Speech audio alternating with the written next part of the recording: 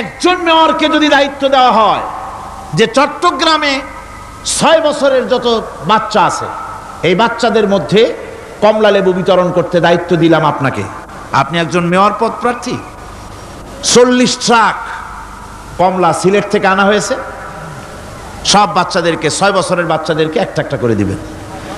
এই কমলা বিতরণ করতে গিয়ে যদি দিতে দিতে যখন তিনি দেখবেন যে ওনার নিজের ছেলে সামনে এসেছে, বোনের ছেলে সামনে এসেছে, ভাইয়ের ছেলে সামনে এসেছে, তখন অন্যের চাইতে নিজের ছেলেকে, বোনের ছেলেকে 2টা কমলা বেশি দিতে ইচ্ছে করবে না?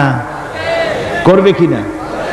সামান্য কমলা বিতরণ করতে গিয়ে যদি বোনের ছেলেকে, নিজের ছেলেকে বেশি দিতে ইচ্ছে করে, সেই মানুষের হাতে দেশের আইন তৈরি করার, সংবিধান তৈরি করার দায়িত্ব পৃথিবীতে কোথাও দেওয়া যেতে পারে না।